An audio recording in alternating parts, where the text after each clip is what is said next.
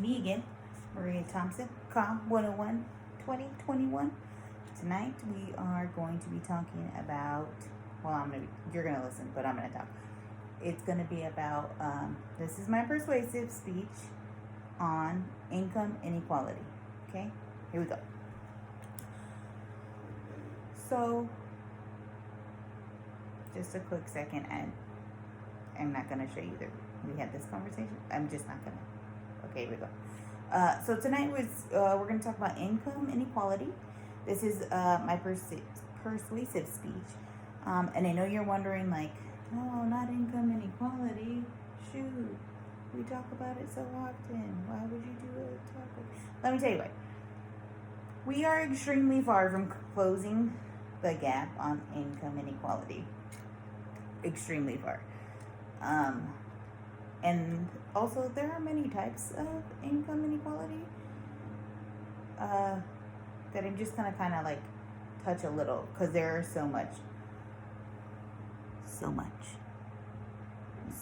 to cover. But I'm just gonna cover over a little bit because I would take longer than the required time, and you don't want to hear it because I'll say income inequality a lot or gender pay gap. You'll hear that a lot too. You don't want to. I don't want to.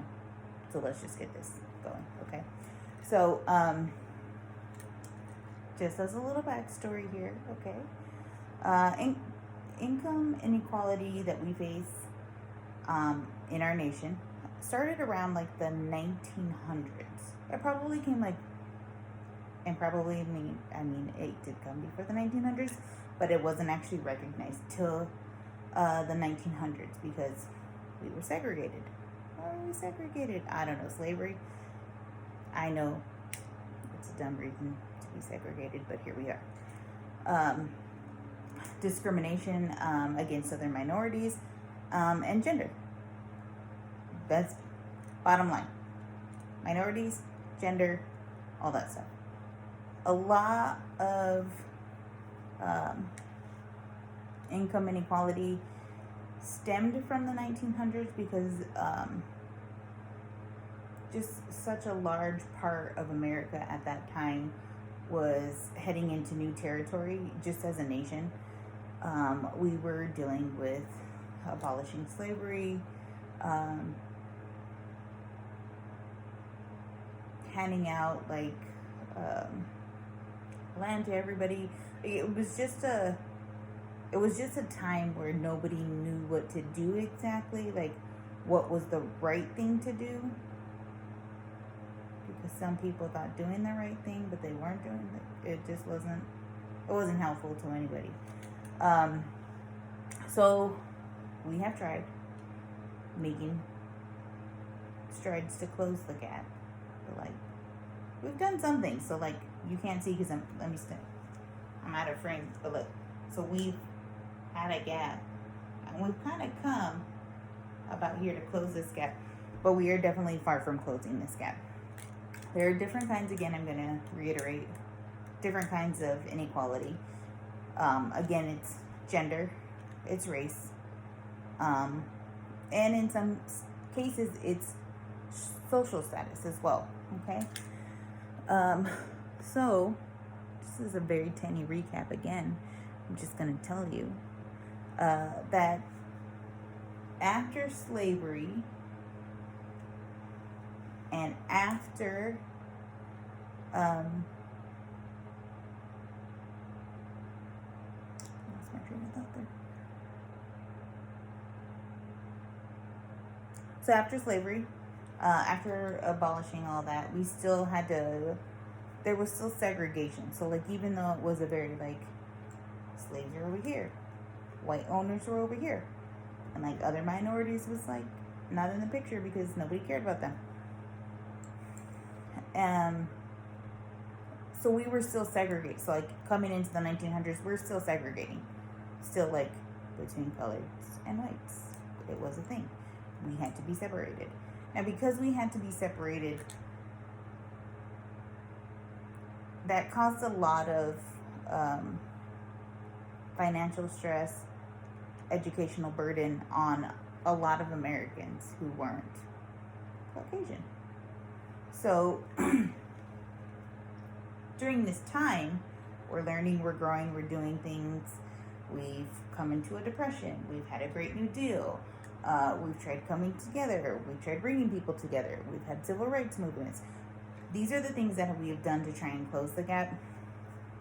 However, because, as I may have previously stated in another video, because of racism, sexism, and any of the other isms, it was impossible for someone who was a minority or a woman to get employment.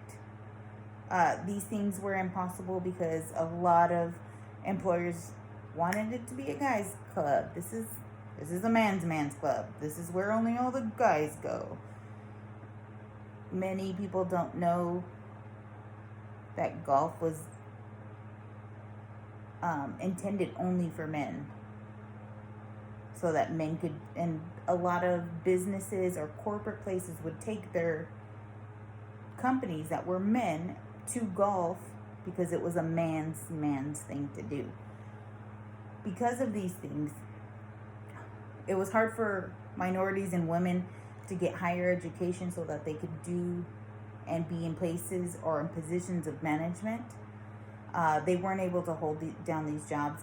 A lot of lenders for school weren't willing to lend tuition money to minorities or women specifically because they knew that the pay for them was significantly lower than it is for men. So they weren't able to further their education. Also, a lot of male employers thought it was best that women took care of their children and stayed in the kitchen and did those types of things, as opposed to giving us an education and letting us grow and learn and do things that you do all of the time. So, in order for us to gain some type of momentum and or just a foot in the door at least, there was a Affirmative Action Act, which basically in any place where there wasn't a prevalence of either ethnicity or gender, you could be allowed to have a place in that office or in that employment or even in that college, because a lot of colleges are often doing this, where you can go based on affirmative action because your representation is so low in that area or at that school or at that workplace that they are willing to fight for you to get to that job without discriminating against sexual orientation, gender, again, ethnicity, and all that stuff. So without being discriminated against, they're willing to, this was helpful to get you into school or into a better business or a position of management. And even some companies now still use this. A lot of people still have their pros and cons, saying that it's unfair and outdated, and that we shouldn't have it anymore. However, if we all just lifted up our other fellow people to rise and have success with the rest of America, this wouldn't be a problem. But that's not the case for us, is it? So, we have affirmative action for that reason, to help us gain employment and or better education, because education is awesome.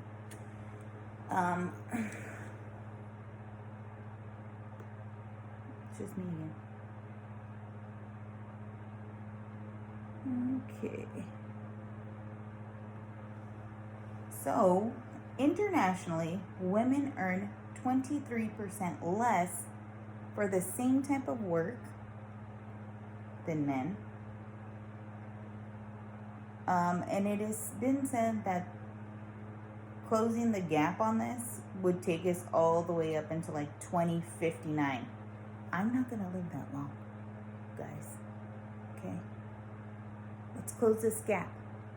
Because the people behind me, like my children, need to believe that I'm fighting for a reason.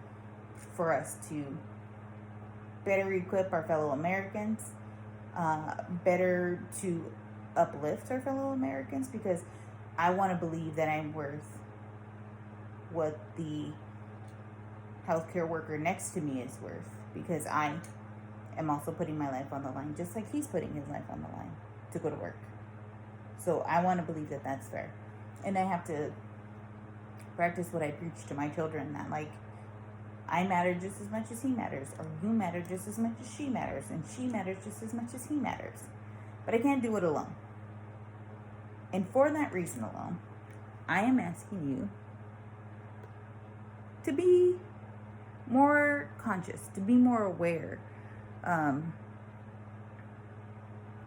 that in the industry, wherever you go, or whatever you do, know that there is always somebody who is making less than you based on religion or sexual orientation, gender and or ethnicity.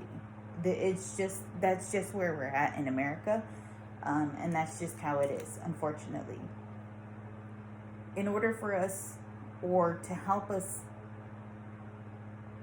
come to a conclusion or a better understanding of how maybe a merit-based system is better. Like, yeah, I may be better, but either he does the work more efficiently than I do. He doesn't, I promise, I swear. Or vice versa. But I don't think that it should be based on sexual orientation, ethnicity, or gender alone. Because those aren't enough characteristics or distinguishing marks for you to know how good I am at my job. So, in conclusion, let's close the gap, because we all want equality. Equality is where we're going.